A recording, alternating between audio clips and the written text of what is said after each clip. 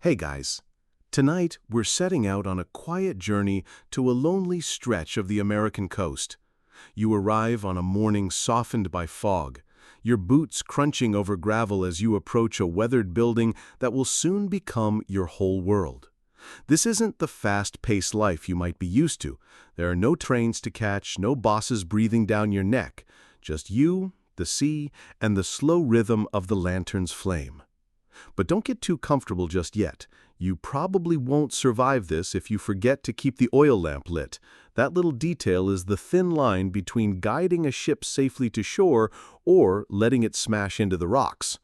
No pressure though. It's not like anyone's really watching you out here. So before you get comfortable, take a moment to like the video and subscribe, but only if you genuinely enjoy what I do here. And feel free to post your location and local time in the comments. I love seeing where in the world you're listening from. Now, dim the lights, maybe turn on a fan for that soft background hum, and let's ease into tonight's journey together. You open the envelope carefully, its edges slightly frayed from the long sea voyage that brought it to your small-town post office. The handwriting is neat, deliberate, and signed with the seal of the United States Lighthouse Board. Your application, sent months ago on a whim, has been accepted. The letter invites you to serve as the new lighthouse keeper for a remote station along the rocky New England coast. You fold the letter slowly, feeling the weight of your decisions settle in. It's not the kind of job most people scramble to get. In fact, most folks you know can't imagine why anyone would willingly spend their days in isolation, talking mostly to seagulls and logbooks. But for you, something about it feels right. A steady rhythm, a purpose as constant as the beam of light itself. Your neighbors send you off with quiet nods and a few stale biscuits wrapped in cloth. The journey is not glamorous, a slow train ride through sleepy towns, followed by a creaking horse cart that smells faintly of seaweed. As you approach the coast, the air shifts. It grows heavier, salted and cool, clinging to your jacket in invisible threads. When you arrive, the local supply man, a sturdy fellow named Mr. Dunn, meets you at the harbor with a small rowboat. His oars cut lazy ripples into the gray water as you make your way toward the lonely lighthouse in the distance. The structure seems to emerge from the mist, tall but weather-beaten, its bricks stained by years of sea spray and the occasional inattentive seagull. Mr. Dunn doesn't talk much. He points out a few things in a tone so slow you suspect he's stretching out the conversation just to savor another human voice. He tells you where to find the oil cans, how to use the pulley system for bringing up supplies, and warns you gently that the last keeper didn't write much in the log. Some say he grew too fond of the quiet and forgot to record his duties. Historians still argue whether that last keeper ever finished his final entry or simply wandered away during a particularly foggy morning. As the boat nudges against the dock, you step out and take in your new home. The lighthouse stands over you like a patient sentinel. Its base is surrounded by wild grass and the occasional patch of stubborn sea lavender, their purple petals swaying as if welcoming you. The attached keeper's house is small but sturdy, its whitewashed walls chipped but still standing proudly against the wind. Inside, everything smells faintly of salt and kerosene. The wooden floors creak beneath your boots, the kitchen holds a simple cast-iron stove, and the pantry is modest. A few jars of pickled vegetables, some hardtack biscuits that could probably double as doorstops, and a small block of cheese that's seen better days. You find the old logbook sitting on the desk by the window, its leather cover cracked, its pages softened by damp air. Your first entry is simple. Arrived today, lighthouse in fair condition, oil supply low, will tend the lamp tonight. It feels oddly ceremonial, like you've joined some quiet, forgotten tradition. You run your hand along the brass railing of the spiral staircase that winds up the lighthouse tower. Each step is a gentle echo in the hollow shaft, rising toward the great glass lens that has guided countless ships safely to shore. When you reach the top, the view stretches endlessly. The sea glimmers softly beneath the afternoon sun, its surface wrinkled by the breeze. There's a kind of peace here, the kind you don't find in bustling cities or crowded markets. Just the reliable pulse of the waves and the faint cry of gulls circling overhead. You unpack your things. A simple canvas bag with a few changes of clothes, a pocket knife, a small tin of tea leaves, and a book of poetry with a cracked spine. You find a spot by the window where you can sit in the evenings, sip your tea, and watch the light dance across the waves. That night, you light the lamp for the first time. The flame flickers, then steadies, casting long golden beams that sweep rhythmically across the dark water. You stay up for hours, listening to the soft whoosh of the turning lens and the distant murmur of waves, feeling both very small and perfectly at home. It's a strange comfort to know that sailors out there, perhaps drifting off to sleep themselves, will see your light and know where they are. The morning arrives gently, wrapped in a thin veil of sea mist that clings to your eyelashes as you step outside. Your boots make soft impressions on the damp grass as you circle the lighthouse, slowly familiarizing yourself with its bones. The air smells like wet stone, salt, and the faint trace of last night's lamp oil which still lingers in your jacket.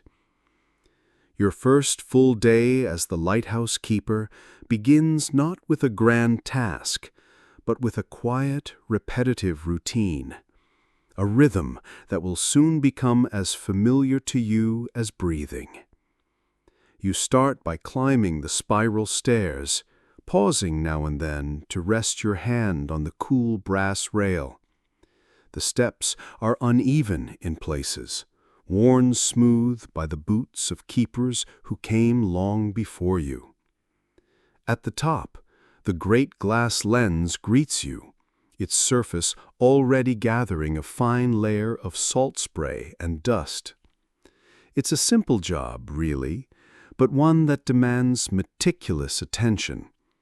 Cleaning the glass panels until they gleam, ensuring the light can cut clearly through the fog and rain.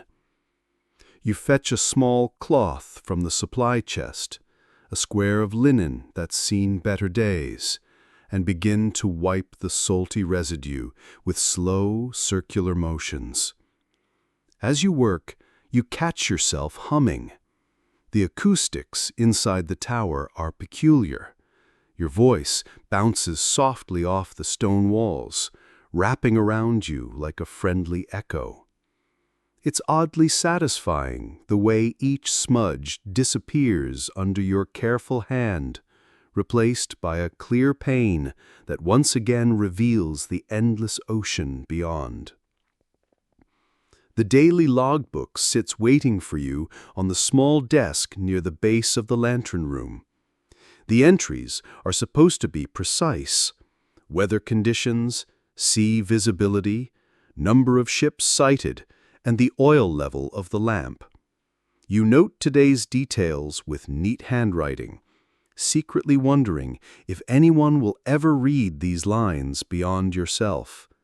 Perhaps, centuries from now, a historian might stumble upon your records and debate whether you were as attentive as your script suggests. Historians still argue whether lighthouse logs were truly accurate, or if keepers sometimes embellished to fend off the creeping dullness of isolation. Mid-morning, you descend to the small shed behind the keeper's house, where the oil is stored in squat metal canisters. You check the levels carefully, measuring with a stick that's been notched by hand. Each notch a quiet calculation of how many nights remain before the next supply delivery. The oil smells sharp and heavy, a scent that clings to your fingertips despite your best efforts to wipe them clean. You spend some time inspecting the weights and pulleys that drive the lens's rotation. The system is deceptively simple, a series of gears and counterweights that must be carefully wound to keep the light moving steadily throughout the night. You turn the crank slowly, feeling the satisfying resistance in your arm as the chain inches along, lifting the heavy weight that will gently lower itself as the night progresses, driving the lens with each measured tick. There's a manual pinned to the wall nearby, its edges curled and stained with oil. It outlines what to do if the crank system jams or if the lens mechanism slips. A rare occurrence, but not impossible. You trace your finger over the faded diagrams, imagining yourself midwinter, wrestling with frozen gears under the dim light of a lantern, your breath fogging in the cold.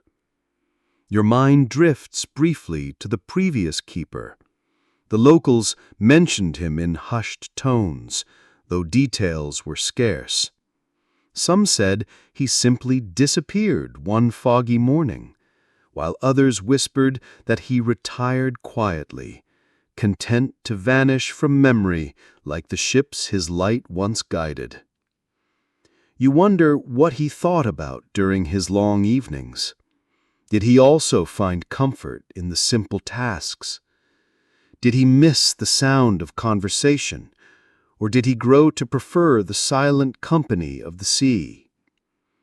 In the afternoon, you return to the lantern room to polish the brass fittings and check for tiny hairline cracks in the glass.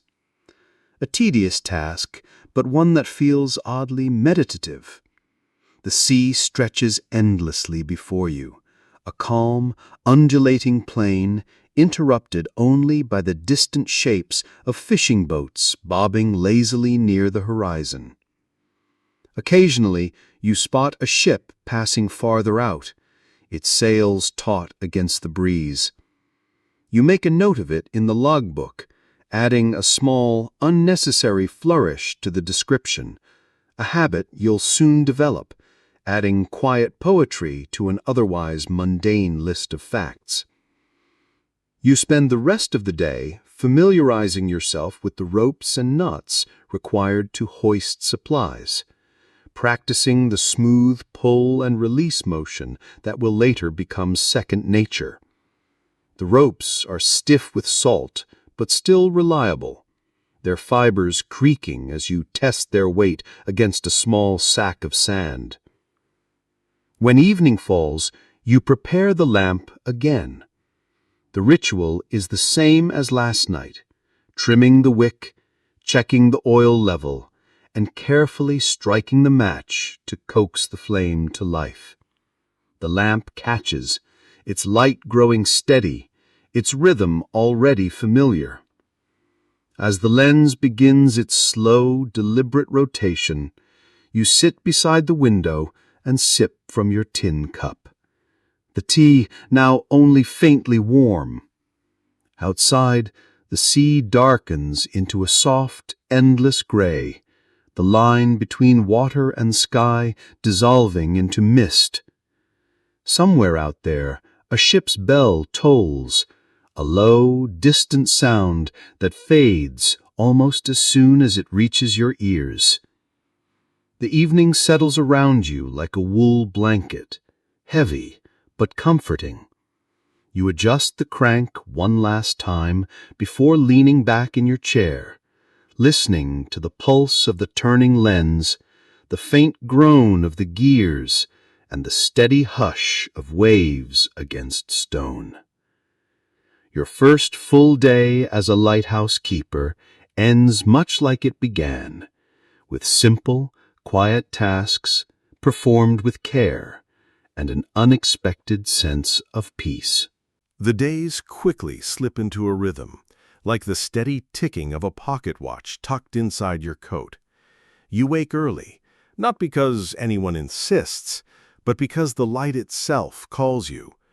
The faint smell of burned oil lingers in the stairwell, a soft reminder of the lamp's long vigil through the night. Today is the day you truly settle into the daily routines. A careful choreography of polishing, logging, winding, and waiting. You might have thought lighthouse keeping would be more heroic, perhaps a grand battle against the sea or life-and-death decisions, but the reality is a sequence of small, deliberate steps. It's the kind of life where missing a single step, like forgetting to trim the wick, could slowly unravel everything. You start by climbing the tower with your cleaning cloth and a brass polish rag folded neatly in your pocket. The air grows cooler as you ascend, spiraling upward, your hand always steady on the familiar railing. The brass fittings around the lens glint in the morning sun, but you can already see the soft smudges left by yesterday's sea breeze. Each fingerprint, each trace of dust is a quiet enemy of the light, so you wipe them away with steady circles. While you polish, you remember what Mr. Dunn casually mentioned during your arrival, that the lighthouse glass isn't just for show. It refracts and magnifies, bending the lamp's modest flame into a brilliant beam. Historians still argue whether the earliest keepers truly understood the science, or whether they simply trusted that polishing glass somehow kept sailors alive.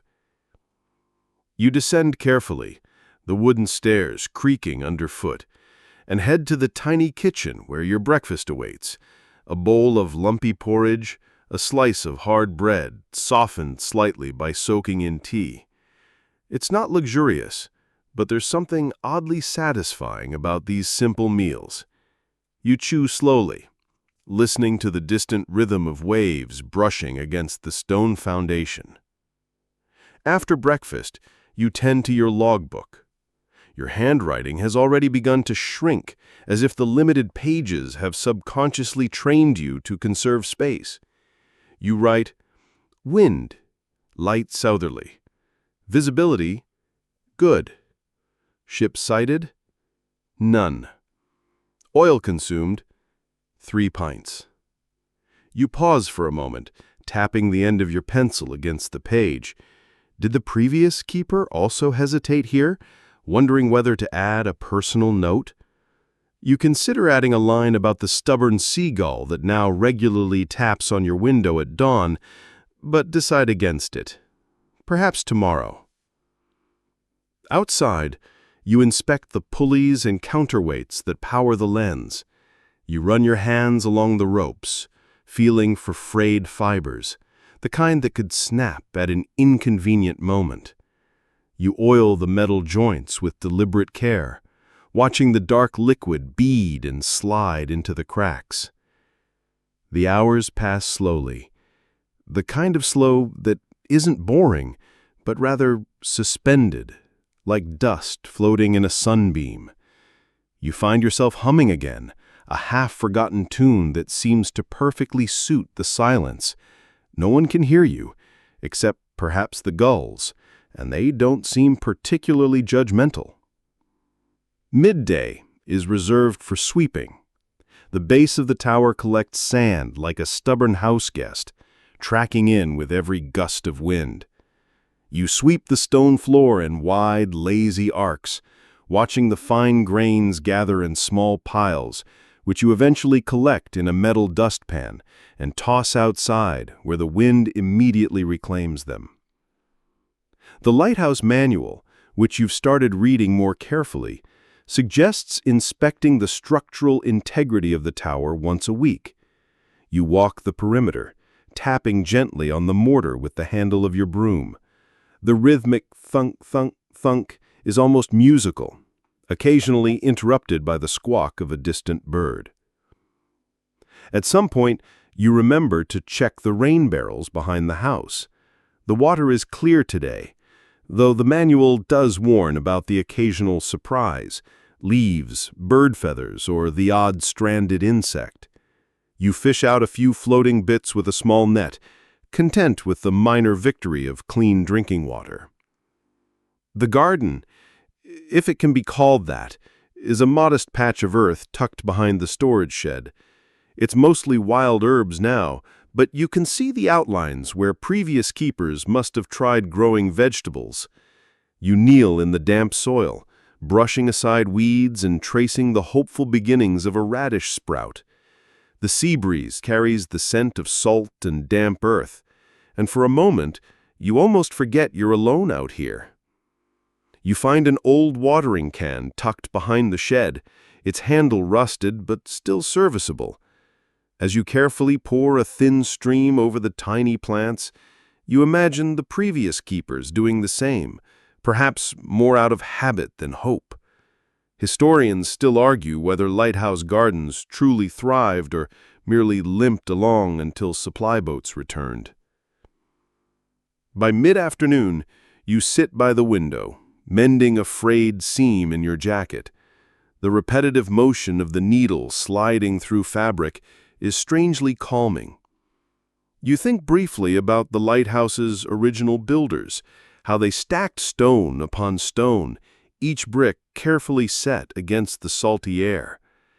Did they imagine that one day someone like you would be here, quietly patching his coat by the window? A distant ship finally appears on the horizon, its sails pale against the darker sea.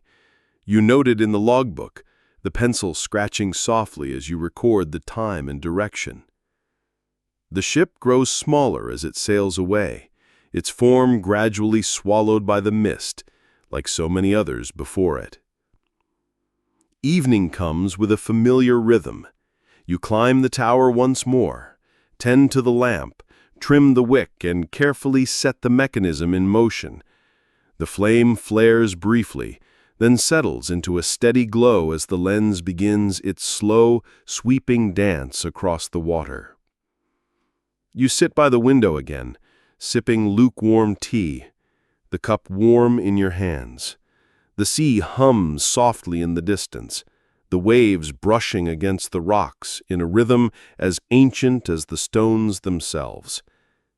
Your second day ends as gently as it began, wrapped in quiet tasks, steady rituals, and the soft, comforting weight of solitude.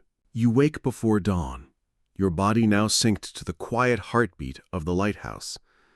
The mornings here don't announce themselves with the grand arrival of sunlight. Instead, they creep in, veiled in the silver-gray mist that seems permanently draped across the sea. Today, the sky carries a different weight. The air is thick, heavy with the promise of rain, and the gulls are noticeably absent, perhaps taking refuge, perhaps merely sleeping in. You take this as a gentle warning. It seems you're about to face your first stormy night. Breakfast is quicker this morning. You chew absently on a piece of bread, soften slightly with a splash of hot water, while your mind catalogs the preparations you need to make. The storm isn't here yet, but it's coming. The clouds are gathering, slow and deliberate, like a patient game of chess. You begin by inspecting the lighthouse's storm shutters. They're sturdy but weather-worn, their iron hinges stiff with salt. You test each one, working the latches back and forth until they slide smoothly. The manual doesn't offer much advice on storms. It simply reminds you to stay inside, tend the lamp, and hope for the best. In the storage room, you inventory your supplies. There's enough oil to last the night, but the candles are worryingly low. You make a mental note to request more on the next delivery. There's a certain comfort in these practical concerns. How many candles you have, whether the pulley ropes are coiled correctly, they're tangible things you can control. You bring in the small wooden bench from outside, folding it awkwardly to fit through the narrow kitchen door. The wind is picking up now, pressing against the walls with a low, constant push. You listen carefully, trying to determine whether the sound is still outside or if the wind has already begun slipping through the gaps in the window frames. The first fat raindrops arrive by mid-afternoon, thudding softly against the glass. You sit near the window, watching the droplets chase each other down the pane in meandering paths, colliding and joining like tiny streams. The wind rattles the shutters, but they hold firm. You prepare the lamp with extra care tonight, double-checking every step as though the ocean itself is standing behind you, peering over your shoulder. You trim the wick precisely, fill the oil reservoir to the marked line, and set the lens in motion with deliberate cranks. The great light flares to life, casting long, slow arcs across the darkening sea. The storm arrives not with a dramatic crash, but with a slow, unrelenting weight. The wind howls, bending the young saplings near the garden until they nearly kiss the ground. Rain pelts the glass in rhythmic bursts, each droplet a soft drumbeat against the tower's face. Inside, you feel curiously safe. The walls are thick, the doors bolted, and your small fireplace crackles comfortingly. Still, the storm demands your attention. You climb the stairs every hour, checking the flame, adjusting the mechanism, wiping away the beads of condensation that sneak inside despite your best efforts. In one of these trips, you find yourself pressed against the glass, staring into the thick darkness, searching for signs of passing ships. You squint, certain you see a faint flicker, a distant lantern perhaps, or merely your own reflection caught at an odd angle. Historians still argue whether lighthouse keepers truly saw what they claimed in the middle of storms, or whether the mind, hungry for company, painted its own visitors across the waves. The logs from past keepers mention phantom ships, dark silhouettes that drift soundlessly, visible only for moments before vanishing into the fog. You wonder what you would write if you saw such a thing. Would you record it faithfully, or would you quietly omit it, afraid of what others might think? The storm's voice deepens as the night progresses. It hums through the cracks in the window frames, wraps itself around the tower, and whispers down the stairwell like a visitor with no intention of leaving. The sea pounds against the rocks, the waves surging and collapsing in slow rolling thunder. You sip from your tin cup, the tea gone cold long ago, and listen to the comforting clank of the lens mechanism. The steady rhythm is a reminder. You are still here, you are still tending the light, and the storm will pass when it is ready. At one point, you venture briefly outside, stepping into the covered porch to secure a loose rope. The rain slaps against your coat, the wind tugging playfully at your sleeves. Your boots squish against the soaked wooden planks, and for a moment, the salty spray of the ocean finds your cheek, cold and sharp. Back inside, you strip off your damp coat and hang it near the small fire. You return to the window, watching the sea churn beneath the sweeping beam. Somewhere out there, a ship may be relying on this lonely light, trusting its rhythm. Perhaps never knowing the keeper behind it drinks weak tea and hums half-remembered songs to himself in the dark. You settle into your chair, wrapping a blanket around your shoulders, the familiar creak of the tower settling like an old friend nearby. The storm rages on, but inside, your world is reduced to simple things: the steady light, the soft groan of wood, and the scribbled lines in a weathered logbook. Your first stormy night passes not in fear, but in quiet, attentive company. When morning finally arrives, it's not with fanfare, but with a sluggish peeling back of darkness. The storm has passed, though its memory lingers in the puddles gathered near the stone foundation and the salty streaks left clinging to the window glass. You step outside, breathing in the crisp post-rain air, which carries the faint metallic tang of the sea, mixed with something softer, perhaps the earth, newly awakened after its drenching. It's time to resume the smaller, quieter tasks, the ones no storm can interrupt. You return to the kitchen to prepare your meal, though the term meal feels generous. Breakfast is a modest affair. A few spoonfuls of dried oats, softened with hot water, and a sliver of yesterday's hard cheese. The silence around you feels comfortable now, like a well-worn jacket. You soon find yourself tending to one of your most peculiar companions in this lonely outpost, your meals.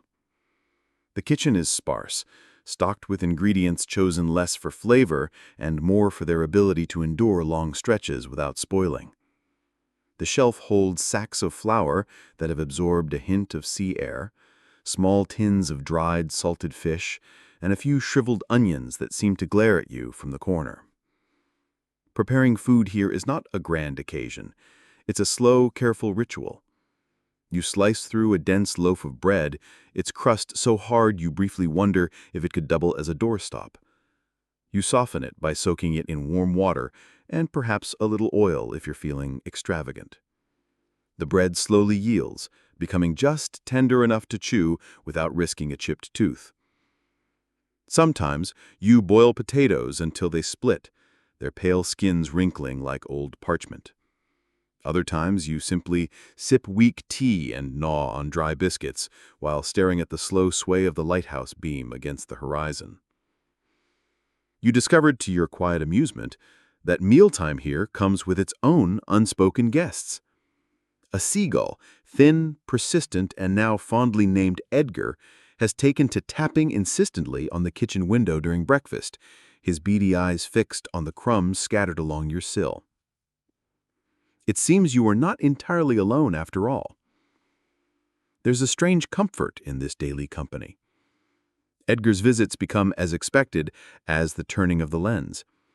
You begin leaving him small offerings, a crust of bread here, a corner of a biscuit there. He pecks quickly, as if worried you might change your mind, then flies off with a sharp cry that echoes faintly against the stone walls. You eat slowly, listening to the creak of the wooden beams overhead and the soft hum of the sea beyond the window. Even the simple act of washing your tin cup becomes a meditative exercise. The water from the rain barrel is cold against your skin as you swirl it around the cup's edges, watching small bubbles cling briefly before popping and vanishing. The logbook awaits, as always. You record the weather, clear skies with low clouds drifting lazily, and note the improved visibility. You pause, considering whether to add a mention of Edgar's increasing boldness, but ultimately decide the log should probably remain a strictly professional document. You pass the afternoon inspecting the storage shelves, counting tins and making mental notes about the dwindling supplies of salt and lamp oil. You add a small mark beside the candle count, 5 remaining, enough for another week if you ration carefully. On quieter days like this, the lighthouse feels almost like a home rather than a station. The walls seem to hold their own soft warmth, and the furniture, though simple, bears the gentle imprints of those who sat here before you. There's a comfort in sitting at the small wooden table, tracing the faint knife marks left by other keepers who cut their bread here, perhaps decades ago. The fireplace becomes your quiet companion, its small flame crackling softly as you set about preparing your evening meal. Sometimes it's just a thin broth of potatoes and a few wilted herbs from the struggling garden out back. Sometimes it's a slab of salted fish, softened over the fire, its edges curling and crisping as it cooks. There's something oddly satisfying in these modest meals. You begin to appreciate the slow preparation, the way each step anchors you in the present moment, the chopping, the stirring, the slow simmer. Historians still argue whether lighthouse keepers' simple diets were a burden or a quiet joy, a way to find peace in repetition, to savor the ordinary. Even Edgar seems to approve of your cooking routine. He returns each evening, perching stubbornly on the windowsill as you scrape crumbs into your palm. You find yourself talking to him now, your voice soft and unhurried, sharing your thoughts on the weather, the stubborn oil pump, or the distant ship you logged earlier. As the sun begins its slow descent, you prepare the lamp once again. The familiar steps unfold like muscle memory, checking the oil, trimming the wick, winding the weight. You light the flame with steady hands, watching as it blooms into life, the lens beginning its slow, deliberate turn. You climb the tower one final time, pausing near the top to gaze out across the water. The sea is calm tonight, its surface rippled only by the softest breeze. The horizon fades gently into mist, and the beam of your lamp sweeps across it in measured intervals, a steady heartbeat in the quiet dark. You return to your chair by the window, cup in hand, Edgar already gone for the night. You sip slowly, listening to the familiar groan of the wooden beams, the rhythmic pulse of the turning lens, and the faint, persistent sigh of waves against stone. Your day closes not with grand adventure, but with quiet contentment, the kind that seeps into your bones and makes even the loneliest lighthouse feel like home. You've come to appreciate the gentle pace of life here. Each day arrives like a soft exhale, bringing with it small tasks that feel oddly satisfying in their repetition. But there's one part of your lighthouse life that brings a particular kind of quiet joy. The little garden clinging stubbornly to the rocky soil just behind the keeper's house. Calling it a garden might be generous. It's more a patch of soil ringed by flat stones, partially sheltered from the sea breeze, where a few brave herbs and hardy vegetables attempt to grow. You suspect previous keepers must have started it, perhaps as a way to break the monotony of tinned food and stale bread. Your mornings now begin with a slow stroll to this tiny plot. The earth is gritty, flecked with sand, but when you kneel and brush your hand through it, you can still feel the soft, cool texture beneath the top layer. Small sprouts poke through, thin, tentative shoots of radishes, a handful of scraggly green onions, and one lonely parsley plant that seems determined to survive despite Edgar's occasional pecking raids. You fetch water from the rain barrel, tipping the spout of your dented metal watering can and watching as a thin stream arcs over the seedlings. The water beads briefly on the leaves before disappearing into the soil, and you find yourself oddly invested in their progress. There's something about the simple act of tending a garden that feels grounding.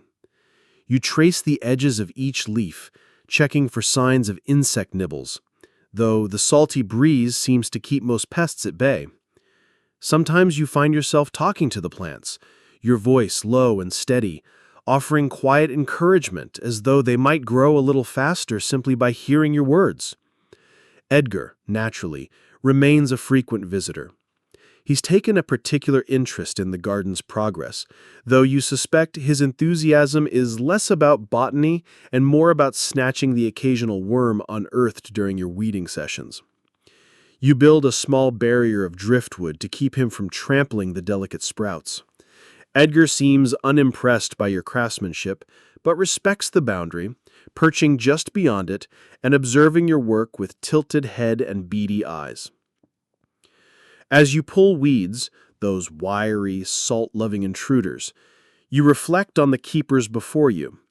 The old logbook, which you've now taken to reading during quiet evenings, occasionally mentions the garden in passing. Radishes struggling this season, one entry notes. Onions doing well, says another. Historians still argue whether lighthouse gardens were essential to survival or merely a comforting hobby, a way to anchor oneself in the solitude. Your hands grow familiar with the feel of the earth, the rough edges of stones, and the fine tremble of seedlings when the wind picks up unexpectedly. You lose track of time, working at a pace that feels more like meditation than labor. Occasionally, the supply boat arrives bearing vegetables from the mainland, potatoes, carrots, sometimes a precious bundle of green beans. But nothing quite compares to the satisfaction of plucking your own modest harvest, however small. The first radish you pull is misshapen and dusty, but when you rinse it under the rain barrel spout and bite into its peppery crunch, it tastes like victory. You record the harvest in the logbook, not because the Lighthouse Board requires it, but because it feels right to note these small triumphs. Harvested 2 radishes today. Edgar unimpressed. The garden becomes a quiet companion, its progress slow but visible, a rare kind of success in a place where so little changes. Each new leaf, each tiny sprout feels like a conversation answered. Your afternoon routine settles comfortably into place. After tending the garden, you wipe the dirt from your hands and check the tower's mechanisms. The ropes, pulleys, and winding gears continue to hum along, faithful as ever. The brass fittings sparkle under your careful polishing, their gleam as steady as the light itself. The sea remains calm today, its waves lapping gently against the rocks, their rhythm soothing in its predictability. You pause to watch the horizon, your gaze softening as a distant sail appears, a small fishing vessel perhaps, its white triangle moving lazily against the blue-gray backdrop. You note the ship's passage in your log, adding a quiet flourish to the description. Sometimes you imagine the sailors looking up toward your lighthouse, seeing its steady pulse and feeling a moment of reassurance. Perhaps they picture you sitting exactly as you are now, boots propped near the window, tea in hand, the faint scent of damp earth clinging to your sleeves. Evenings find you back by the garden, watching the sun sink slowly, its light casting long golden shadows across the patchwork of stones and sprouts. The wind softens and Edgar's silhouette briefly appears against the darkening sky before he flutters off to some unseen perch for the night. You light the lamp as you always do, trim the wick, check the oil, set the weight in motion. The lens turns with its familiar groan, its beam sweeping patiently across the water. It's a rhythm you've come to trust, a slow, deliberate heartbeat that ties your days together. You settle into your chair, your jacket faintly dusty from the garden, your boots still damp from the morning dew. The logs sit open beside you, the pencil resting across the page, as though waiting for one last note. You sip your tea, the warmth settling comfortably in your chest, and listen to the soft rustle of leaves outside, the creak of the wooden beams, and the distant sigh of waves, always there, always waiting. The garden may be small, but it grows. Like you, it has found a quiet place to take root. The quiet rhythm of your days is occasionally interrupted by one of the rarest events in your isolated world, visitors from the mainland. It doesn't happen often, and when it does, it's never with much warning. The sound of oars cutting through the water drifts up to you as you polish the lens one morning, and when you lean out of the lantern room window, you spot a familiar rowboat approaching the dock. It's Mr. Dunn again, the supply man, his arms moving in a steady, unhurried rhythm as he guides the boat through the calm inlet. He brings with him the week's essentials: oil, tinned food, a bundle of firewood tied neatly with twine, and, perhaps most exciting of all, a small packet of letters from the mainland. You meet him at the dock, your boots thudding softly on the wooden planks. Mr. Dunn greets you with a slow nod, his words as measured as the pull of his oars. "Bit of wind coming in from the south today," he says, handing you a canvas sack filled with supplies. "Saw a pot of dolphins on the way over. They seemed in a mighty hurry to get somewhere." His stories are rarely urgent, rarely dramatic, but in the quiet life of the lighthouse, even the casual mention of dolphins feels like a headline. You unload the supplies together, stacking the oil cans carefully inside the storage shed, counting each one aloud in a slow, shared ritual. 12 cans, you confirm. "Same as last week," he says with a faint smile, as though that sameness is a small comfort. You notice he's brought you a small wrapped bundle, a parcel tied in coarse string that turns out to contain a surprise: fresh bread, still soft, along with 2 wedges of cheese and a sealed jar of fig jam. "A little something from Mrs. Dunn," he says, almost sheepishly. "Said you might be growing tired of biscuits." You're more grateful than words can properly convey. In the lighthouse, such gifts feel like treasure. The soft bread alone is almost a luxury, and you know you'll ration it carefully, savoring each bite over the coming days. As Mr. Dunn rows away, his figure shrinking slowly against the bright water, you realize how quickly the lighthouse slips back into silence once a visitor departs. His absence seems to echo a little louder than it should, but it's a familiar kind of quiet, and you settle back into it with a certain ease. You return to the small wooden table, carefully spreading the bread with a thin layer of the precious fig jam. The sweetness is almost overwhelming after so many days of plain porridge and salted fish. Edgar appears on the windowsill, tapping expectantly as though he too has caught wind of the fresh supplies. Your logbook receives its usual entry, noting the delivery: 12 oil cans, 1 bundle of firewood, and the letter from the mainland, which you unfold slowly, reading each line as though it were a rare artifact. The letter is from a distant cousin, someone you haven't seen in years, who writes mostly about the weather back home, the harvest, and a new neighbor who owns a particularly noisy rooster. There's something comforting in these mundane details, as though the world beyond your lighthouse continues to spin in its slow, ordinary way. You tuck the letter carefully between the logbook's pages, preserving it like a pressed flower. Afternoons following a supply visit tend to feel particularly full. There's the sorting, the organizing, and always a bit of quiet excitement at restocking the dwindling shelves. You find a strange satisfaction in arranging the tins and oil cans with precision, lining them up by size and freshness. You spend extra time tending the garden that day, as though the simple act of receiving fresh supplies has reminded you that small things are worth caring for. The radishes have grown another inch. The parsley seems to have rallied after a particularly windy night. And Edgar continues his quiet supervision, no doubt calculating how to access the small crusts you've begun leaving near the garden's edge. The supply visits also bring a small stack of newspapers, though by the time they reach you, they're already weeks old. You read them anyway, savoring each story, no matter how stale. News of political debates, the opening of a new bakery in town, or a local fishing contest. Each article feels like a tiny window into the larger world you've left behind. Historians still argue whether lighthouse keepers truly read every word of their infrequent newspapers, or whether they simply savored the illusion of connection before using the pages to start fires or rat fish. You find yourself rereading the same articles, committing small details to memory as though you might someday need them. Perhaps you'll share them with Mr. Dunn during his next visit, or perhaps you'll simply file them away as quiet companions in your long hours of solitude. Evening arrives, and with it, your familiar ritual. The lamp is cleaned, the wick trimmed, the oil measured and carefully poured. The crank turns smoothly under your hand, setting the lens into its steady rotation.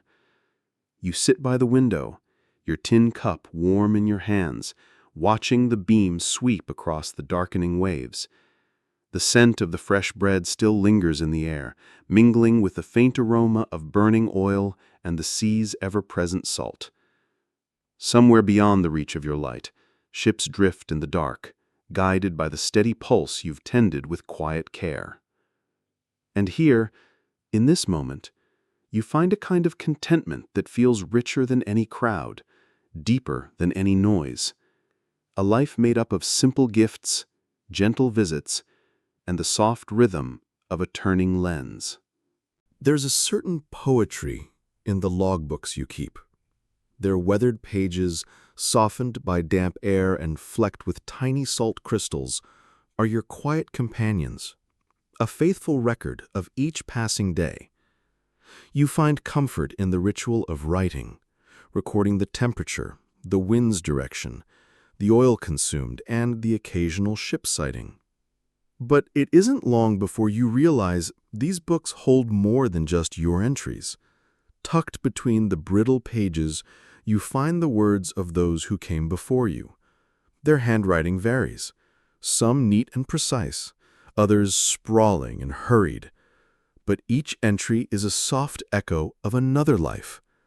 Another keeper who once climbed these same stairs, wound the same crank, and stared out at the same stretch of endless sea. You begin reading the old logs in the quiet afternoons when the wind is low and Edgar has temporarily wandered elsewhere. They aren't dramatic, these records. They list routine tasks, uneventful weather, and quiet nights. Yet, between the lines, you start to catch small glimpses of their personalities. One keeper frequently doodled small ships in the margins. Another made detailed notes about his attempts to grow cabbages, which, according to his writing, were miserably unsuccessful due to persistent seagull sabotage. Another meticulously tracked the phases of the moon, convinced that shipwrecks increased during particular lunar cycles. Historians still argue whether there's any truth to this lunar superstition, or if it was simply the musings of an isolated mind with too much time and not enough distractions. You smile at their quiet frustrations, their small victories, their careful attention to details that likely went unnoticed by anyone beyond these walls. Their handwriting fades as the pages grow older, but their quiet presence lingers, layered beneath your own penciled entries. You find yourself reading one log in particular, written by a keeper named Alden. His entries spanned nearly 15 years, and he wrote with a measured calm that you quickly grow fond of. He noted everything, from the number of seals spotted lounging on the rocks to the curious case of a ship that appeared on the horizon 3 days in a row, but never seemed to draw any closer. One of Alden's entries mentions a routine storm, much like the one you weathered days ago. He described it not with alarm, but with a kind of resigned humor. Storm arrived promptly at midnight, as though it had an appointment. Lamp remained steady. Tea, however, did not survive. You wonder whether Alden sat in the same chair you now favor, whether he too listened to the creak of these wooden beams, whether he also shared crumbs with a persistent seagull. Your logbook begins to mirror theirs. You maintain the expected records, wind, oil, visibility, but you also begin adding your own flourishes. You note Edgar's daily visits, the slow progress of your radishes, the faint scent of salt that seems to cling to everything. You draw small sketches in the margins, a ship you saw on the horizon, a lopsided rendering of Edgar perched by the window, or a particularly robust radish that you proudly harvested. In doing so, you start to feel less like an isolated soul and more like a participant in a quiet, continuous tradition. These logbooks aren't simply reports, they're living stories, threads woven across generations of keepers who found solace in the steady rhythm of this life. Sometimes you imagine a future keeper finding your entries, tracing your handwriting with their finger, perhaps smiling at your overly detailed account of Edgar's mid-morning snack preferences. You linger over Alden's final entries, which grow shorter, less precise. He notes a growing fondness for the quiet, for the gentle repetition, and finally, a simple farewell. I leave this place better than I found it. The light remains steady. No one seems to know what happened to Alden after that. His name disappears from the records, replaced by the next keeper, whose handwriting is sharp and angular. Historians still argue whether Alden left willingly or whether he simply stepped out one foggy morning and never returned. You think of Alden often as you climb the stairs, as you polish the brass fittings, as you wind the weight and watch the lens begin its slow, steady turn. You feel a quiet kinship with him, a man you'll never meet, but whose quiet marks on these pages keep you company in the long hours. One afternoon, while flipping through the older logs, you discover a small pressed flower tucked carefully between the pages.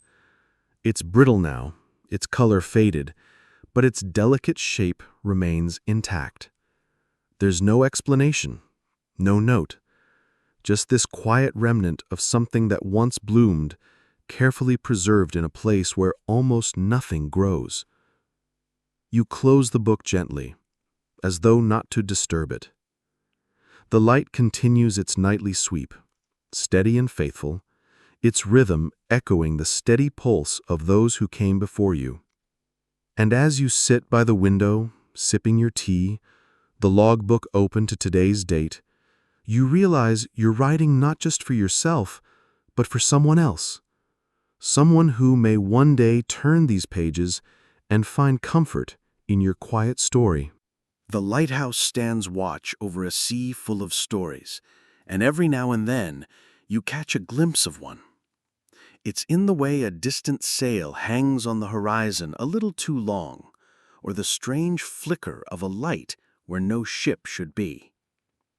It's during one of your usual morning rounds, as you carefully polish the brass railings, that you first spot something unusual. Far out, just beyond the reach of your most familiar landmarks, a ship appears. Its sails slack, drifting slowly across the glassy water. You lower the cloth and squint, watching the way it glides almost too smoothly, as if riding on a path unseen. You make a note of it in your logbook. Sailing vessel spotted, low to water, odd silhouette, heading east. You watch it for the better part of an hour, expecting it to veer closer or to change direction, but it does neither. It simply drifts along the horizon, steady and indifferent, until the fog rolls in and quietly swallows it whole. The next morning it returns, almost as though it had never left. You jot another entry. Same vessel as yesterday, no flag visible, moving west today. You find yourself rising earlier, eager to catch it. Its path shifts slightly each day, but it never seems to draw closer to shore. It keeps its distance, as though observing you from the safety of the horizon. Curious now, you begin thumbing through the older logbooks, searching for similar sightings. You find them, buried between mundane weather notes and oil tallies, brief mentions of unusual ships that appeared and vanished without record. The handwriting varies, but the descriptions share uncanny similarities. A ship low in the water, slow-moving, leaving no wake, and always departing into the fog. Historians still argue whether lighthouse keepers truly saw ghost ships, or whether isolation simply invited the mind to fill in the blank spaces of the sea. You wonder whether your own mind, shaped by long stretches of silence, is crafting a companion to break the endless expanse of blue and gray. One afternoon, Mr. Dunn arrives with the weekly oil delivery. You mention the ship, describing its pale sails and peculiar silence. He says, "Ah, you've seen the wandering one." You raise an eyebrow. "They say there's a ship that's been sailing these waters for as long as anyone can remember. Shows up when the sea is calm, moves like it's got nowhere to be. My father saw it once. His father, too." You press him for details, but Mr. Dunn only shrugs, as if the story is not his to own. "Some folks think it's a supply ship that never found its port. Others reckon it's just a trick of the fog." You make a careful note of his story in your logbook, underlining the date. The sightings continue, though never predictably. Some days the ship appears for mere minutes, its silhouette framed perfectly by the morning light. Other days it does not come at all, leaving you to wonder whether it was simply a mirage. You develop the habit of watching the horizon longer now, your tea cooling in your hand as you scan the delicate line where sea meets sky. Sometimes you can hear faint creaks of rigging, soft as whispers, though you know the wind carries strange sounds across the water. Your logbook fills with these observations, though you occasionally wonder whether anyone else will find them credible. There's a long tradition, it seems, of lighthouse keepers spotting things others dismiss: strange lights, phantom ships, peculiar shadows moving just beyond the beam. You remember reading that some keepers deliberately left such entries vague, as though unsure whether to trust their own eyes. You choose to not hold back. You record every sighting in detail: the shape of the sails, the color of the hull, the peculiar stillness that surrounds it. You begin to sense a rhythm in the ship's appearances, that you can't quite pin it down. It seems to favor calm days, early mornings when the sea is glassy and the fog hangs low. One morning, as you step into the lantern room with your usual cloth in hand, you find the ship closer than you've ever seen it. Its hull is dark, weathered, its sails tattered but intact. It glides silently, the water undisturbed by its passage, leaving no wake behind. You stand frozen, your hand resting lightly on the brass railing, watching as the ship slowly slips into the fog. It does not change course, does not slow or turn. It simply disappears, as if it had never been. You write the day's entry carefully. Ship sighted within a half-mile. Dark hull, pale sails, no sound, no wake. Lost in fog.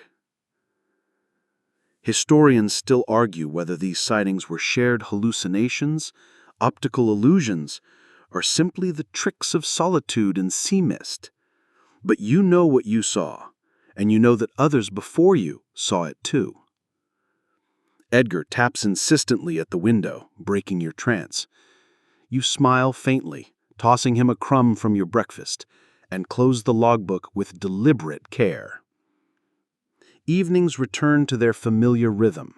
The lamp is lit, the weight wound, the lens begins its slow, comforting turn. You sit by the window, watching the beam sweep across the water, your eyes lingering on the horizon just a little longer than before. Perhaps tomorrow the ship will return, or perhaps it won't.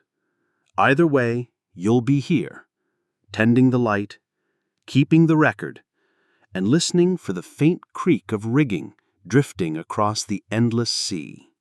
The sea, for all its vastness, seems to conspire in small routines. One of those routines arrives without fail each week, the oil delivery. It's a simple ritual, but one you've grown to cherish, not just for the practical necessity of fresh supplies, but for the quiet punctuation it brings to your otherwise uninterrupted solitude. You hear the creak of the rowboat long before you see it. The rhythm of oars dipping into water is slow and steady, as if the boat itself understands there's no need to rush. You step out onto the weathered dock, watching Mr. Dunne's figure slowly emerge through the morning mist, a faint silhouette growing larger with each pull of the oars. When he arrives, there are no grand greetings, just a soft grunt of acknowledgement as you both begin the familiar dance of unloading. 12 cans of lamp oil, tied bundles of kindling, a small sack of flour, and, on rare occasions, a surprise parcel from the mainland. Sometimes a wedge of cheese, sometimes a wrinkled apple, or a fresh tin of jam. Today, he's brought something else, a small wooden crate filled with extra candles. His weathered hands rest on the crate for a moment before he slides it toward you. "Figured you could use a few more," he says simply. You nod in gratitude. It seems a small thing, but in the long, quiet hours of the lighthouse, an extra candle can feel like a luxury. The longer the wick, the longer the company. The two of you settle into an easy rhythm, carrying the oil cans into the storage shed, carefully stacking them along the shelves in neat rows. You check each one meticulously, wiping away the occasional smudge of salt or tar. Mr. Dunne, true to his nature, doesn't rush the task. He shares stories in his slow, deliberate way, how the fishing boats further south are hauling in smaller catches this season, how a new baker in town has started selling seed cakes that crumble too easily. It's not earth-shattering news, but it's news nonetheless, and you savor every word. In the Lighthouse, even the mention of a mediocre seed cake feels like a connection to a world you've only been skimming at the edges. As the two of you work, Mr. Dunn pauses to glance at the horizon. "Seen anything lately?" he asks, his voice tinged with casual curiosity. You hesitate for a moment, then tell him about the ship, the one that drifts silently across the water, the one that seems to appear only when the fog is thickest. You half expect him to laugh or dismiss it, but instead he simply nods, as though you've confirmed something he already suspected. "Some things don't come with explanations," he says, adjusting his cap. "Doesn't mean they aren't real." He doesn't press further. He never does. Once the oil is stowed, you both sit for a brief while on the dock's edge, your boots dangling over the water, the waves lapping lazily below. Mr. Dunn shares a small loaf of fresh bread, tearing it in half and handing you a warm piece that smells faintly of yeast and salt. The two of you eat in companionable silence, the kind of silence that feels full rather than empty.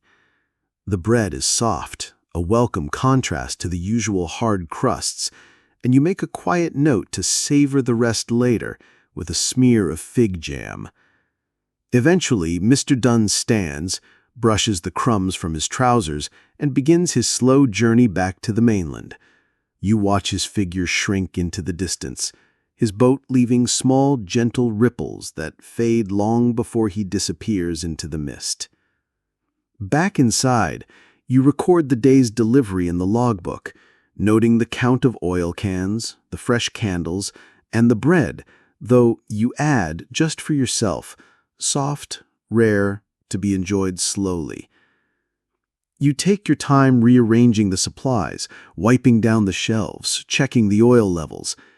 It's a task you could rush, but there's no reason to hurry. The Lighthouse moves at its own pace, and you've long since adjusted to its quiet heartbeat. Later that afternoon, as you prepare the lamp for the evening's work, you light one of the new candles, watching the flame dance gently against the pale walls. Its soft glow casts long, delicate shadows across the desk, the light curling around the edges of the logbook like a lazy cat. Edgar taps at the window, expecting his usual offering. You break a small piece of bread and place it on the sill, watching as it pecks at it eagerly before flying off into the dimming sky. You wind the crank, the familiar resistance pressing against your palm, and watch as the lens begins its slow, steady turn. The rhythm feels reassuring now, as if the lighthouse itself is breathing, a gentle inhale and exhale in sync with the sea's endless motion. The oil delivery is a simple thing, a weekly certainty in a world where most things are left to the whims of the weather and the tides. But within that small routine, you find a kind of quiet companionship, a reminder that someone else knows you're here, tending the light, keeping the record, watching the sea. As you settle into your chair, the lamp's glow sweeping the waves, you sip your tea and think, perhaps the softest gifts, a fresh loaf of bread, an extra candle, are the ones that last longest in the memory. There's something oddly satisfying about the maintenance tasks in the lighthouse.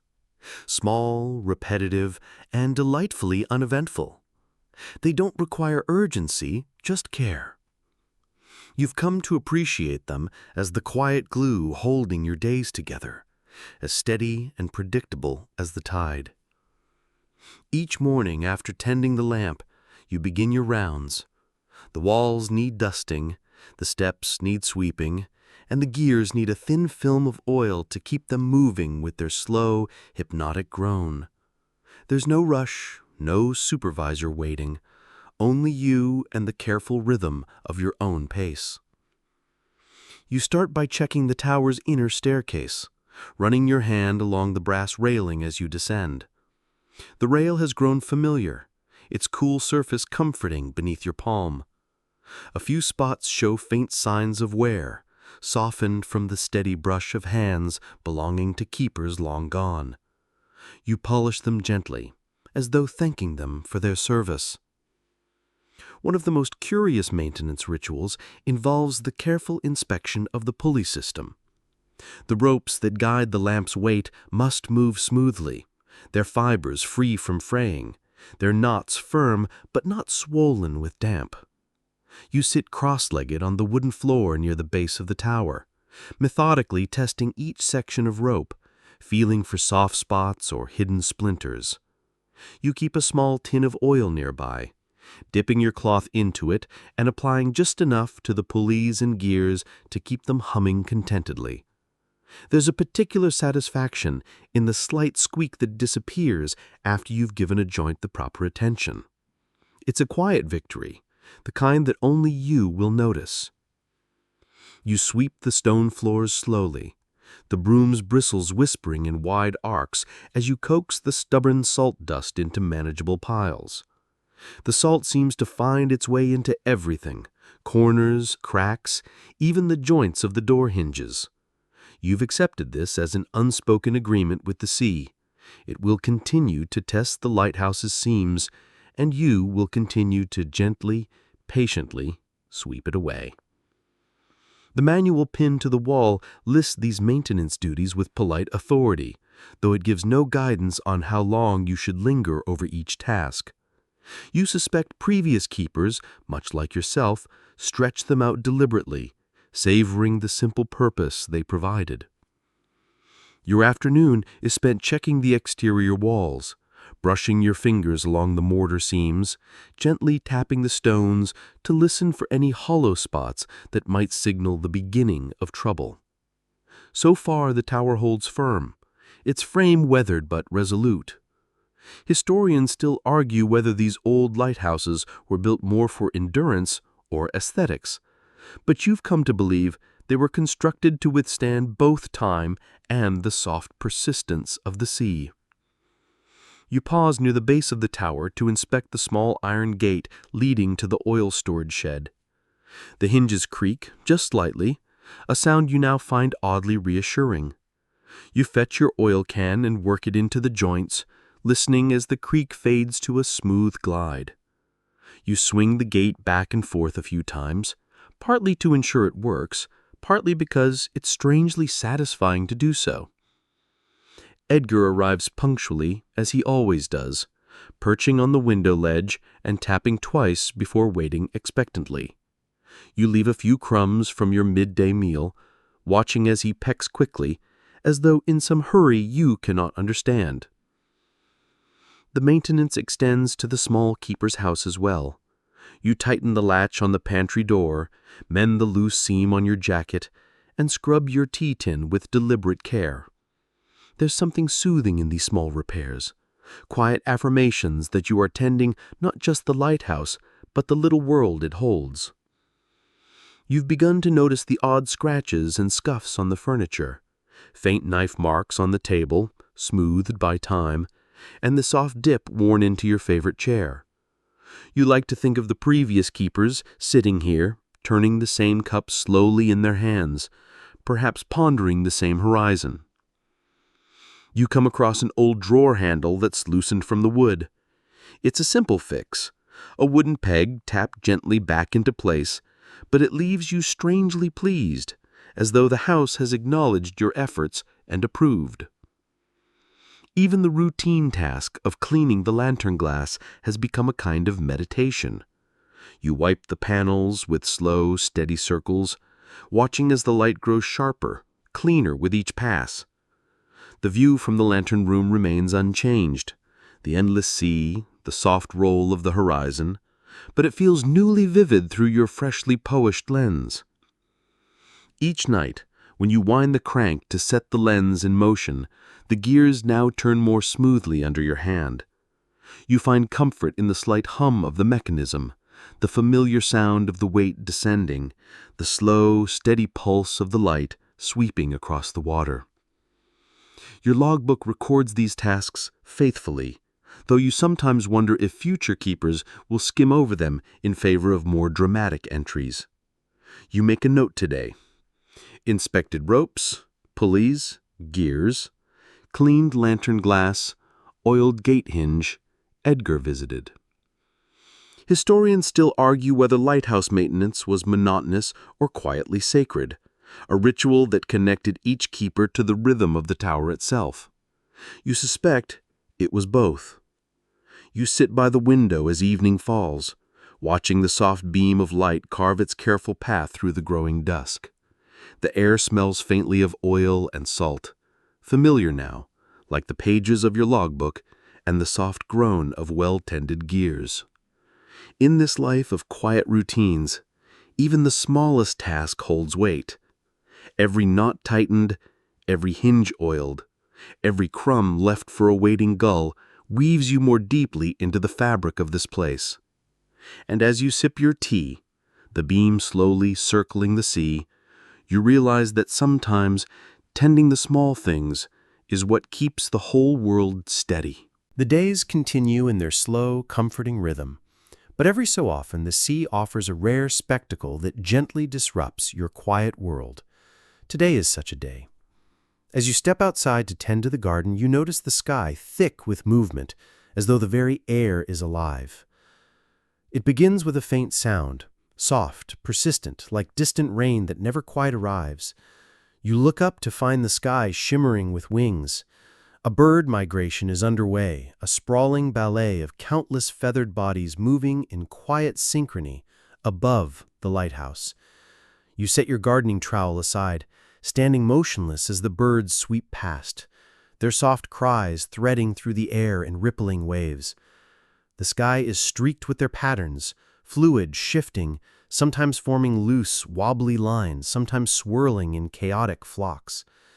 Historians still argue whether lighthouse keepers had the best vantage points for observing migrations, or whether their reports were simply isolated glimpses, disconnected from the larger patterns. But from where you stand, the view feels vast, as though you are witnessing a secret only the sky intended to share.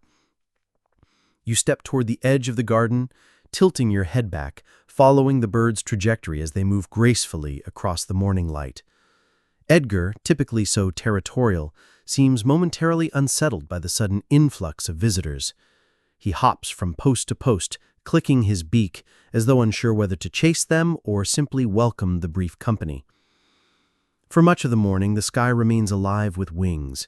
You pause in your usual routines, captivated by their passage. The birds come in waves, each group gliding overhead before slipping quietly beyond the horizon, their wing beats too soft to stir the air at your feet.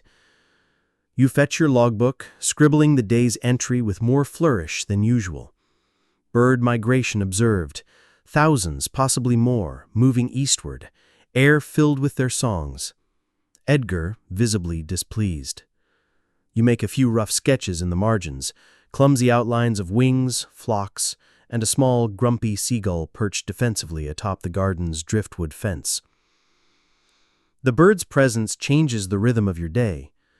You sit longer by the window, watching as the steady beam of the lighthouse sweeps across a sky momentarily more crowded than usual. The birds move in and out of the lantern's reach, their feathers briefly catching the light before they vanish into the mist. It isn't just their number that leaves an impression, it's the delicate sound of them. Not loud, not insistent, but soft, a persistent rustling like the faint brushing of leaves in a gentle breeze. You step outside again in the afternoon, hoping to see the final stragglers. The migration has thinned now, only scattered flocks passing overhead in loose clusters. You watch as one small group circles the lighthouse, their wings catching the sun in soft flashes, before they drift off, following the others to distant places you can only imagine. You wonder where they are going. Warmer coasts? Distant forests? You briefly envy their freedom, their unspoken knowledge of when to leave and where to land. But then you look back at the lighthouse, the familiar stone walls, the sturdy lantern room, the garden quietly thriving beneath your care, and realized you've already chosen your place. There's a kind of migration in the life you've built here, too, a slow movement from one quiet task to the next, from morning tea to evening lightings, from the first soft click of Edgar's beak to the last sweep of the lens across the waves. The rest of the day unfolds as it always does. You check the ropes, wind the crank, tend to the oil, and sip your tea by the window.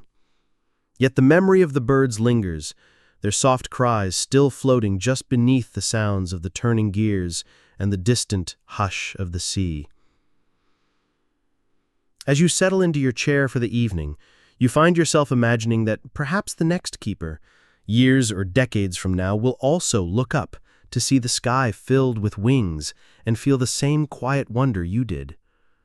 Perhaps they will find your logbook, your rough sketches of birds, and pause just long enough to picture you standing where they now stand, head tilted back, eyes tracing the elegant paths of travelers overhead.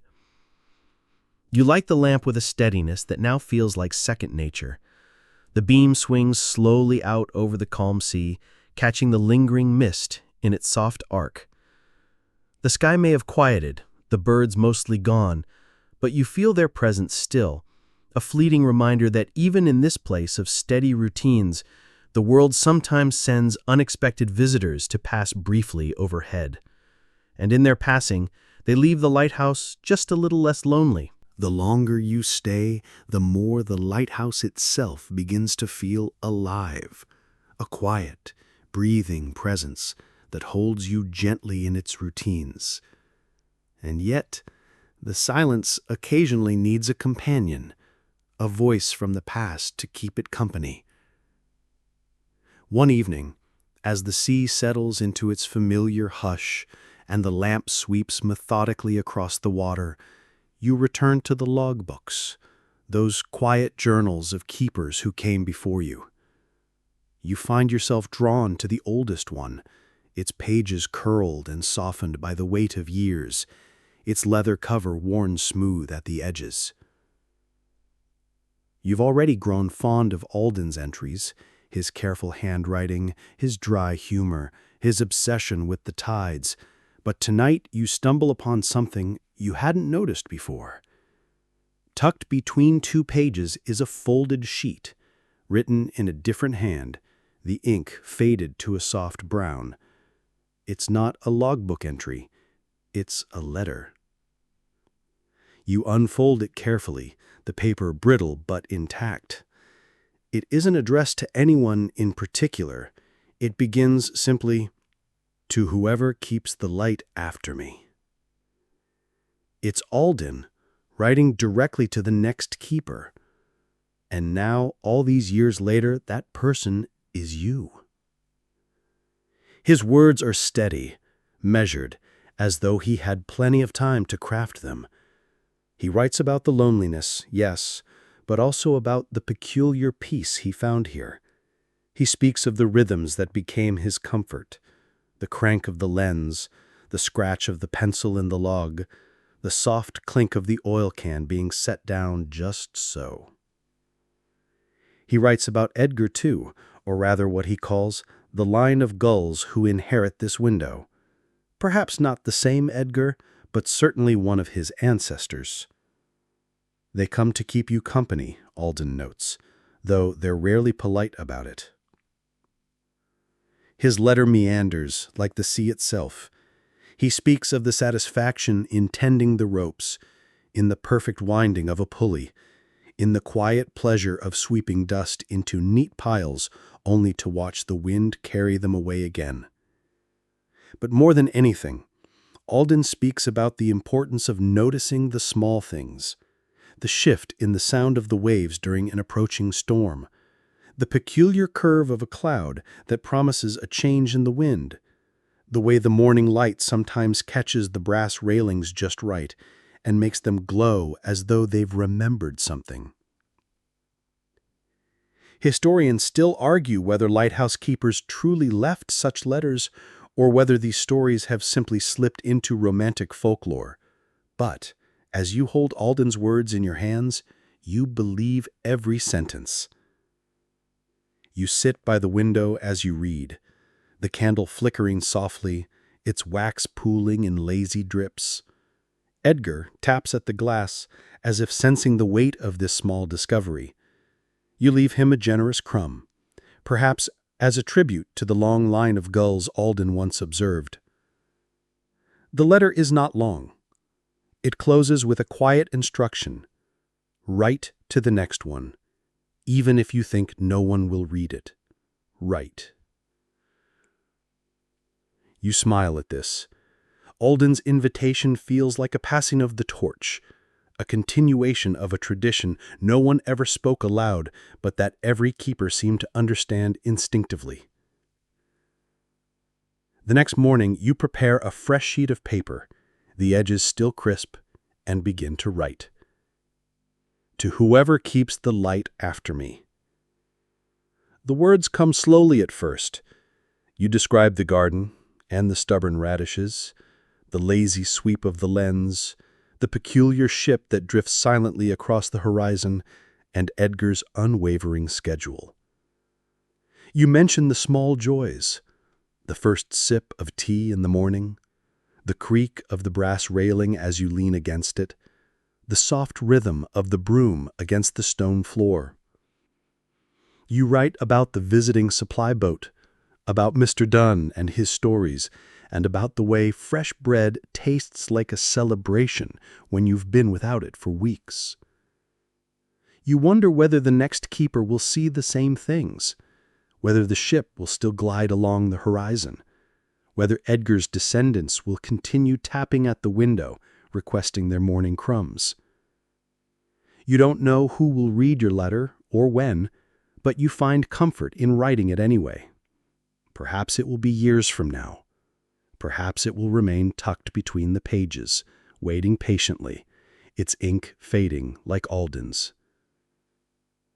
You fold the letter carefully and slip it between the logbook's last entries, pressing it flat so it might stay hidden until it's needed. That evening, as you tend the lamp, you feel a quiet connection, a thin thread stretching across the years, linking you to Alden and perhaps to the keepers who will come after you. The beam sweeps the water as it always does, steady and slow, its rhythm unchanged. You sit by the window, the folded letter resting nearby, and listen to the familiar sounds, the soft sigh of waves, the distant caw of Edgar, the gentle clink of the teacup against its saucer. There's something sacred about the rituals of sunset in the lighthouse. The act of preparing the lamp is no longer just a duty, it's a ceremony now, a moment you move through with quiet reverence, like the folding of crisp linens or the steady ticking of a well-kept clock. Each evening, you find yourself drawn to the tower steps at the same gentle pace, your boots making soft, familiar creaks on the wooden stairs. The climb isn't hurried. There's time enough to notice how the brass railings catch the last threads of sunlight, how the lantern glass glows faintly in the orange haze of dusk. You've come to appreciate the quiet symmetry of this time of day, when the sea darkens in slow layers, the sky bleeding from amber to soft gray. The waves seem to hush themselves in anticipation of the light. There's something about the weight of the oil can in your hand now that feels grounding. You measure the oil carefully, pouring it in a slow, deliberate stream, watching the reservoir fill just to the line, no more, no less. You trim the wick with practiced precision, the faint scent of the lamp's charred edge curling up toward you. As you crank the weight, feeling the steady resistance pressing into your palm, you find comfort in the familiar tug, the satisfying click of gears settling into place. Historians still argue whether lighthouse keepers developed such personal rituals out of necessity or whether the repetition simply became a balm against the long hours alone. You suspect both are true.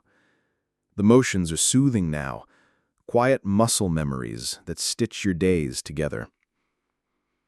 You light the wick with a single strike of the match, its flame flickering briefly before blooming into a steady glow.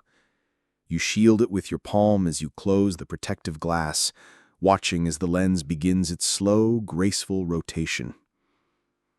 The beam swings out over the darkening water, a soft pulse that cuts through the growing mist, steady and dependable. You pause there, hands resting lightly on the brass rail, watching as the light makes its measured circles, the sea now holding its breath beneath it. Downstairs, the keeper's house feels particularly cozy at this hour. The soft crackle of the fire in the stove, the faint clink of your tea tin, and the smell of fresh wood smoke all wrap around you like a familiar coat. Your evening tea is a ritual too. A simple cup, warm in your hands, the steam rising in slow curls that catch the amber light still lingering through the windows.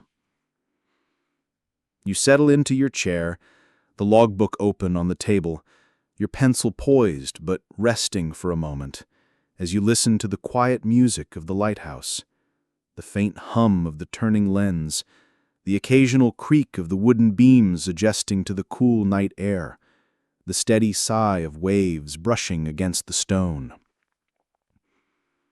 You eventually record the evening's entry. Sunset rituals completed. Lamp steady. Beam sweeping true. Edgar in attendance. You glance toward the window where Edgar perches on his usual spot, silhouetted against the fading light. He's quiet now, content to simply sit, his head occasionally tilting in time with the passing beam. The garden rests under a thin blanket of sea mist, the last radish leaves purling in the cool air. The small patch of earth feels like an old friend now, stubborn, persistent, quietly thriving under your care. You walk the perimeter of the tower one last time before settling in for the night. You run your hand along the smooth stones, feeling their faint warmth from the day's sun slowly slipping away. You check the ropes, the pulleys, the soft clink of the crank weight settling into its groove. Everything is in order. Everything is steady. You sit by the window again, tea in hand, and watch as the beam continues its measured sweep, marking time not in seconds, but in slow, deliberate arcs. The sky deepens, the sea darkens, and the lighthouse breathes in rhythm with the waves. There's a quiet intimacy to these sunset rituals.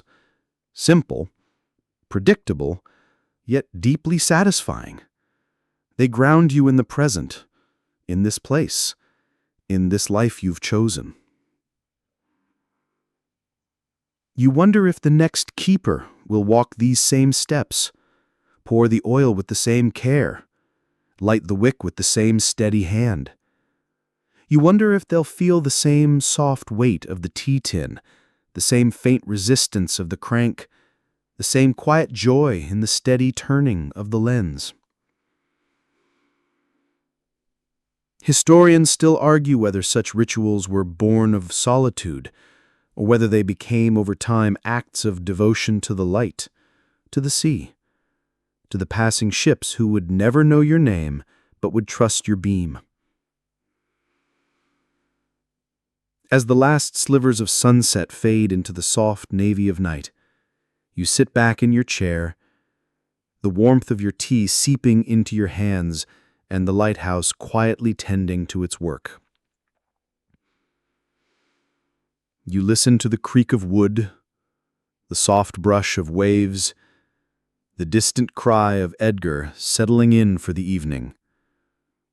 And in this soft, steady rhythm, you find not just routine, but a quiet, enduring peace.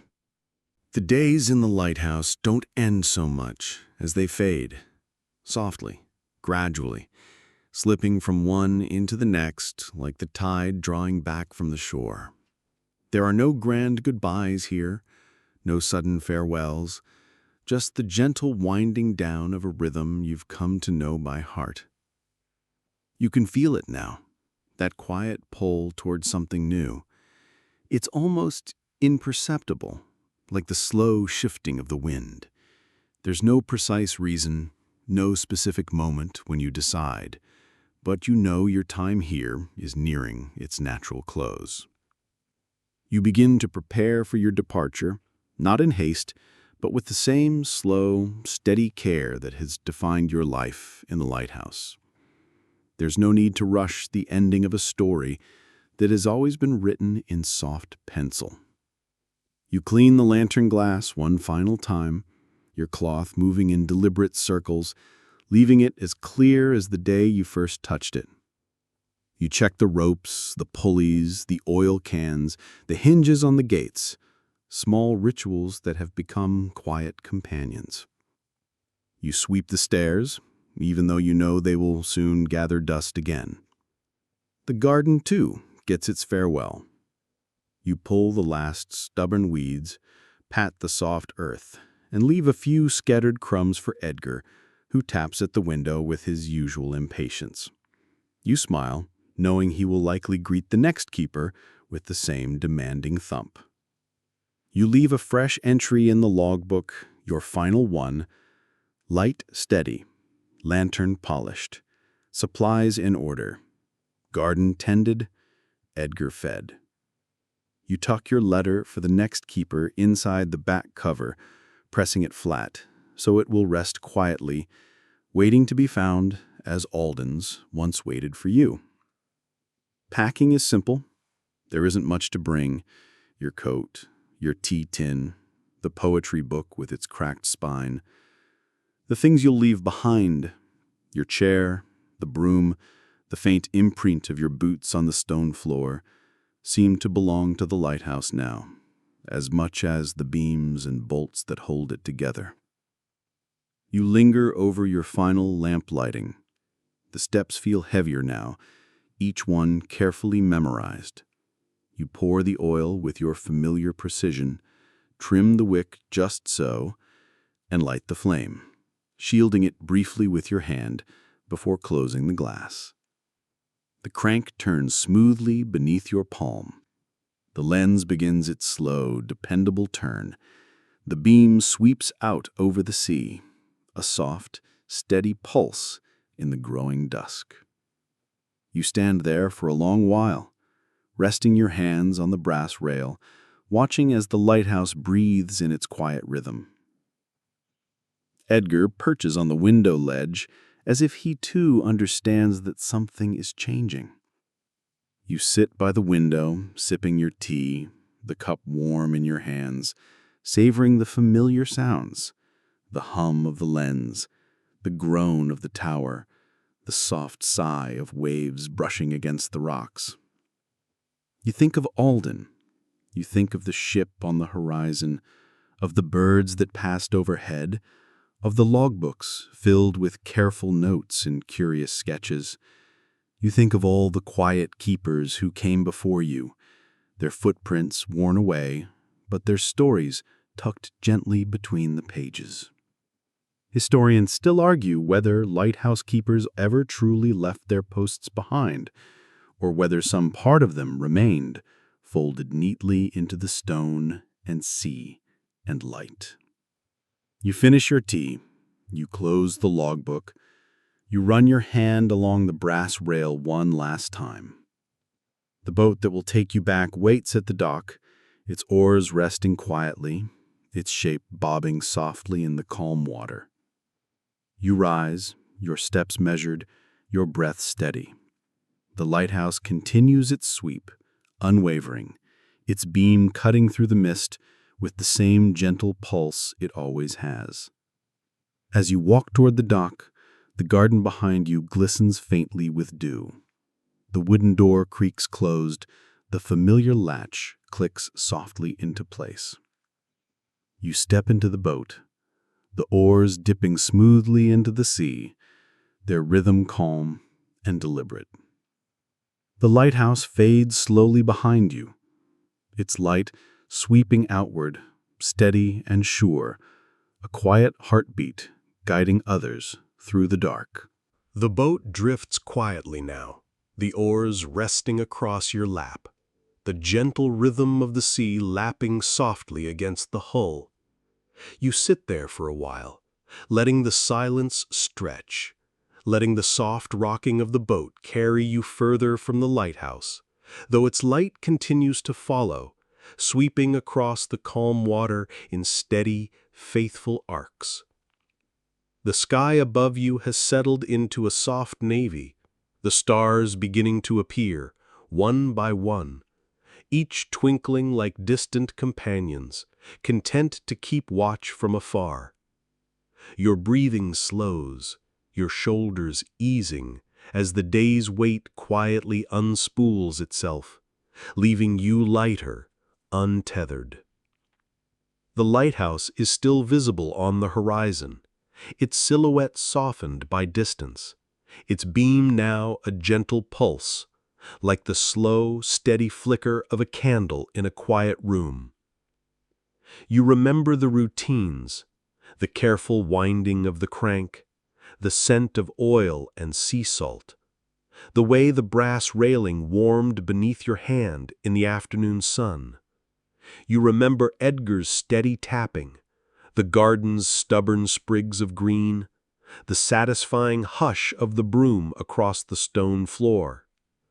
You feel the weight of the quiet now, not as something empty, but as something full, a silence woven with stories, rituals, footsteps, and voices, all layered gently across the years. The boat drifts, the waves cradle you, the stars shimmer above, and the lighthouse, faithful as ever, continues to sweep its light across the water, as though whispering, "Rest now. You've done enough." The sea breathes slowly, the oars rest quietly, and the night gathers you in, soft and calm, until sleep finds you.